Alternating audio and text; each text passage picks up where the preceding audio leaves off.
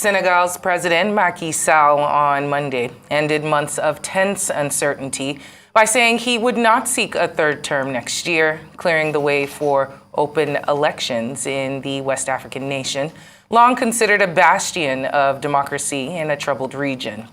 Sall had, until now, remained coy about his ambitions, stoking tensions over whether he would use a constitutional revision to argue he could extend the country's traditional two-term maximum.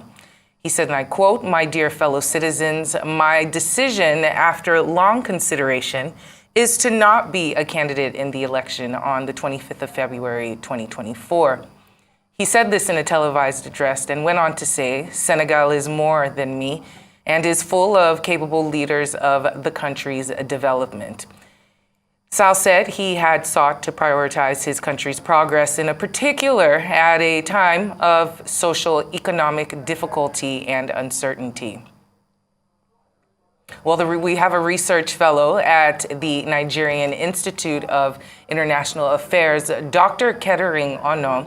He joins us now to discuss Macky Sall's decision and what it means for Senegalese politics. Welcome to Newsday, Dr. Ono. Thank you for joining us. Thank you very much for inviting me once again. Thank you. And as we see, the tensions have been eased a little bit. It seems like Macky Sall's announcement to not run for another term is going down well. How will the members of his party take it? And also, might he have a political successor? What is your opinion? Well, from all indication, we don't know any political successor for now. But maybe, as is usual with African governments, it's always easy, difficult for them to hand over to oppositions, you understand? But, it's a welcome development that at this particular point in Senegalese history, that he has come out to clear the air, that he's not going towards the constitutional revision again, that the two-term is now staying, that there is next election coming up by February 2024, that is not going to contest. So I believe that that single pronouncement without the tension.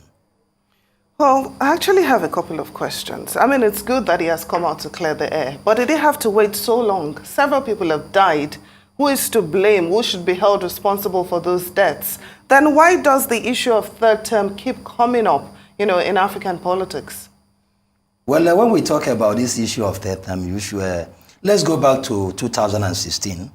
In 2016, the Senegalese government had a constitutional revision. It was initially two-term, and the first term was actually 7 years because he started from 2012 and he ended the first term 2019. But before he could end the first term, there was a constitutional revision that now made it 5 years. And his supporters were of the view that the term spent before that constitutional revision shouldn't count. But because of the widespread opposition, he has come out in a clear term to state that he's not going for the third term. So, and if you talk about African, maybe head of state, trying to maybe clamor for third term, we know that part of our problem in this, I think my name is Pedrongli, Kester Ono. So, we know part of the problem in this part of the world is the sit-tight syndrome of our leaders. Yes, democracy is not built in a day.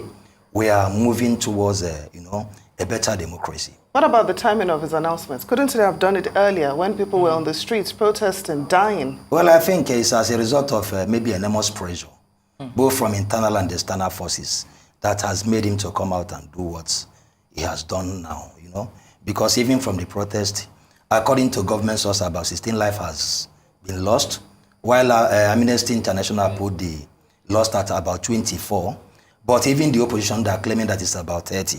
You understand? Because of the violent protests that are erupted in the preparation towards the election. And it seems that his opposition, Ousmane Sonko, is, he's been jailed for 2 years, to my understanding, under house arrest. He was the main opposition to go up against Macky Sall if he did go for another term. I know I asked you this already, but who could be the next individuals that could be placed to take over, presidentially speaking? Well, I don't think that we've heard the last about Usman Sanko, considering the violence that erupted in major cities in Senegal. And even, the incumbent president has been accused. One, they talk about the perception of a weaponized justice system. And then they equally talk about arbitrary detention of opposition figures. That is the Mr. Sanko that has been detained. And it's equally good to know that even the first accusation of rape, he has been cleared of that of rape, but he is now charged of corrupting the mind of the youths. I believe that maybe with the way things are, they should revisit some of these issues in the coming days. But would you say that with this announcement, the playing field has been leveled for, any politician that wants to contest in the presidential election? Well, the playing field has not been leveled, but I think the atmosphere is now getting clearer. One, we have to consider the power of incumbency in elections like this.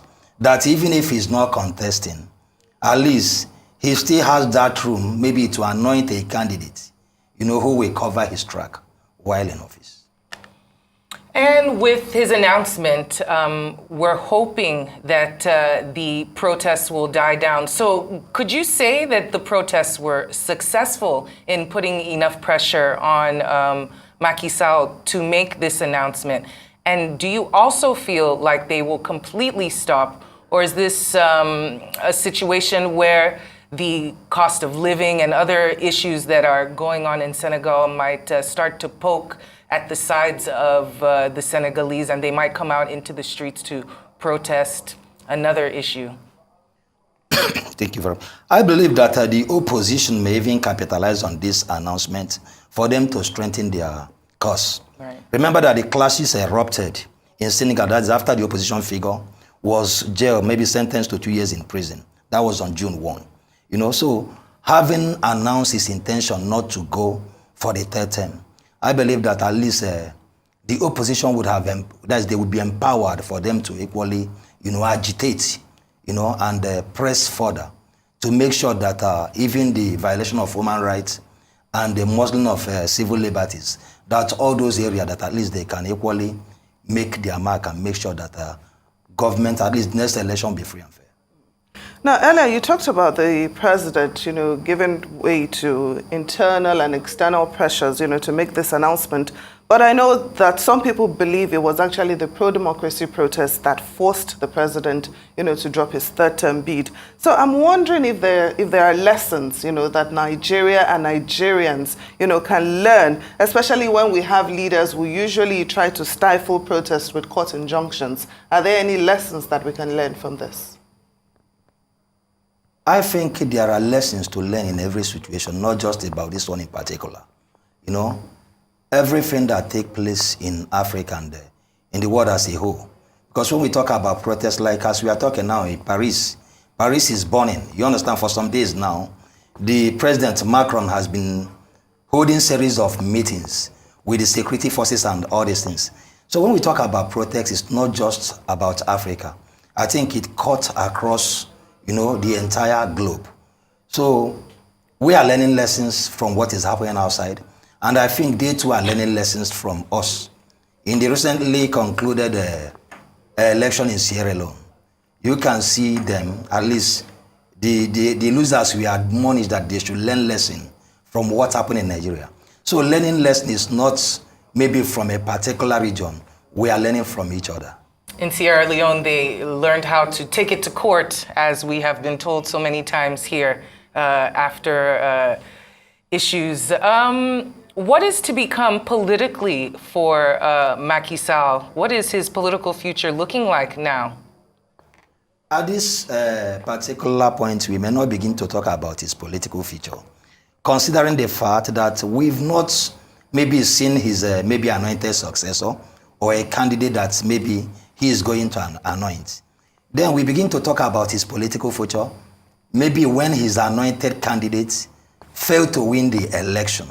You understand? But In all these things, it's just about elites, and they have a way of settling their issues.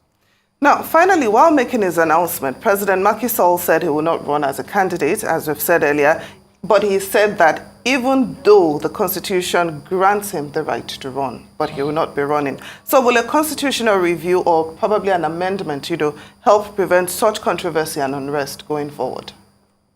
When we talk about constitutional issues, I think it's within the third realms of government, that is the judiciary, for them to interpret the Constitution. He may even think that Constitution grants him the right, but it's now left for the court to determine whether he has such right. But we may not proceed, considering the fact that he has already thrown in the towel that he's not going for the third term. So I believe that because he has been there for the first 7 years, and in the second 5 years, he will be maybe ending by 2024. So I think he has served his 2 term. You understand? So, and the government is a continuum. He cannot say because there was a constitutional revision in 2016, so the other one he has served will be out of the equation. No, I think he has served his 2 term. But it's now left for the Senegalese court to determine what the Constitution says maybe on those issues. And we will all be watching, well, the eyes of the world will be watching from now until February to see how this plays out. Dr. Ona, thank you so much for joining us this afternoon on Newsday and for this discussion. Thank you once again for inviting me.